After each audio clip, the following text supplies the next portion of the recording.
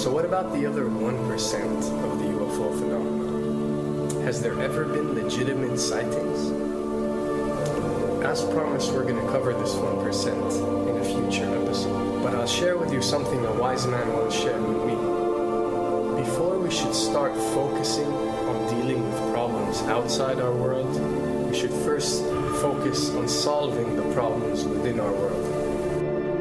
And before you can start solving problems within your world, you first have to solve problems within yourself and within your surrounding environment of family and friends. So basically what I'm trying to say is that we have priorities that we need to focus on first and foremost so we can successfully build our lives and our minds.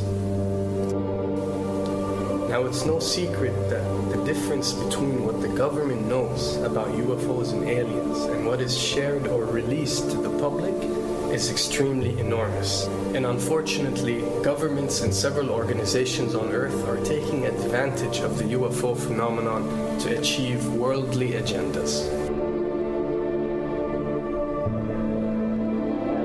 We see particle beams, huge ones, firing at things that are, you were saying 200,000 Gs. Yep. I mean, go over that. Well, because I think it's part of a test for if there are bad guys out there. Or maybe they're doing preparations for factions. We may be looking at more than one faction. Remember, these groups tend to fragment. They fractally fragment so that you have wars within wars within wars. You know, but why would NASA release that footage? Well, remember, you've got all the good guys in NASA, and then you've got a few who are not good guys. The good guys don't know that there's something to keep secret. They remember, the lie's different at every level. They believe the lies they've been told. So when you set up a structure, an institution, which is supposed to be open and above board and is supposed to present live TV of the shuttle missions, they present live TV. Now, the controllers can't say, oh, well, you can broadcast this, but you can't broadcast that. Because the honest guys will then say, sure. Well, why can't we broadcast that? So people always say if this was happening, it would come out, and it is coming out. Well, I mean, I agree with you. When you've got the Catholic Church saying we need to love the aliens, they're our brothers, when you've got every major denomination saying it, when you've got all the movies, and you've got, in the 80s, huge programs at the Olympics with aliens landing, fake aliens, and you've got huge things the size of 3 football fields floating over Dallas and stuff all over the place.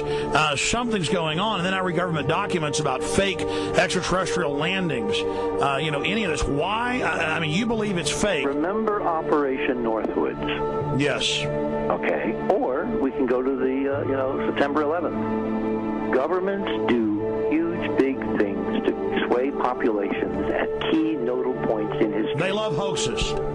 Yeah, well, it's manufactured history is what it is. We are building, all my UFO friends, I need to shake them because frankly, they're extremely naive, Alex. They really believe we're building toward disclosure. I believe we're building toward a mass, carefully manufactured fake event where ETs, who are really humans, who are really part of this secret clique, who are probably Nazis, who have developed and perfected their technology from World War II, which is why you've got to get, Joseph on. They are going to basically fake out the world. And there's an incredible window on the Nazi black ops programs, the compartmentalized, incredible high technology efforts that were being funded by the Nazi war machine, particularly toward the end of the war in a desperate effort to win the war, and they fastened their hopes on several key technologies, some of which appear to be the control of gravity itself, which again is a separate piece of data from my work, which came at this from a hyperdimensional physics perspective. I mean, we know there's a lot of suppressed technology. 20 years after the B-2 bomber was already in service, they declassify it. So we have a lot of cases of that. We know there's a whole shadow government. This is technology and physics, Alex, that would make anything you think you know like a candle flame compared to a hydrogen bomb. This is a physics that literally allows you to rearrange time.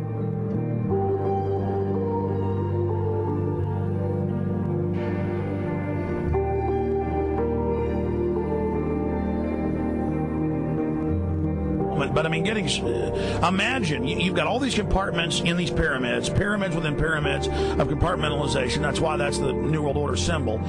And we don't know what they've got because they are so secret. We know they lie so much. We just know it's advanced. Mainline scientists say they're 30 years advanced. So Richard C. Hoagland, what I'm saying to you is, I'm entertaining what you're saying. I respect you. I think you're a great guy. My only issue is, like you said, dealing with what we know they could be up to. The fact, Alex, we have done experiments. We have our own data. We have experiments now from the Soviet Union. 30, 40 years when the Iron Curtain came down, when Glasnost finally prevailed, a huge amount of stuff was declassified from the KGB as well. And we now have put this data together. We not only know what the physics is, we know what it can do, we know what it's based on, we know how to make it work. We've seen in our own experiments ample evidence. We've seen experiments across the American landscape and even in Europe that vindicate various parts of this. And the latest thing I'm working on, it looks like von Braun himself was deeply involved in some of this early physics experimentation, but they're keeping all the good stuff for themselves. The reason is that if we got access to the good stuff, if we got access to the technologies, the energy, we wouldn't be worried about $4, $5 a gallon gas or $10 a gallon gas. We would live like people are supposed to live, all 6 billion of us who could live lightly on the earth, Alex, with this technology. And live longer. Absolutely, and better, and you could live to 200-300 and have the virility of your 20s and 30s. There's extraordinary medical breakthroughs, there's extraordinary physics breakthroughs, technology breakthroughs, energy. It's all been kept away.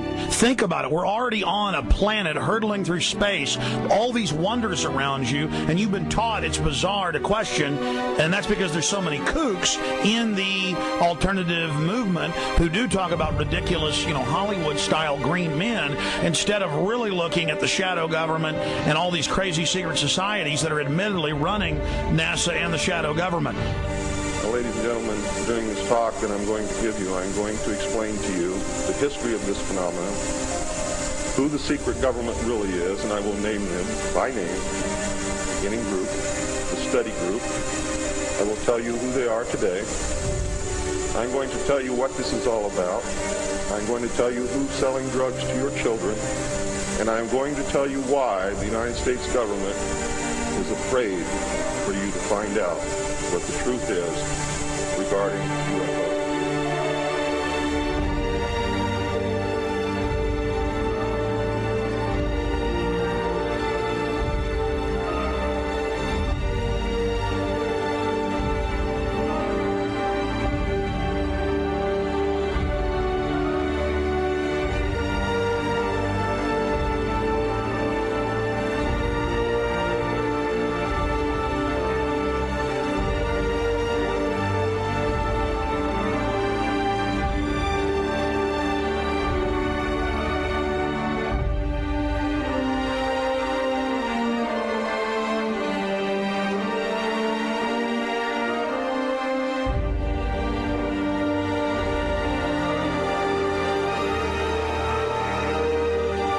And it turns out that even though she remembered that she'd been part of the team to debrief the astronauts, she couldn't remember a thing that they said. She couldn't remember why she no longer was working with NASA. She couldn't remember. In other words, her memory lapses were enormous, and I don't think they were feigned, because we now found the same pattern in all the flight crews. Because the awful truth, Alex, is they have been brainwashed. They have been mind controlled. They have had a technology, a very sophisticated technology, which took away the real missions that they experienced.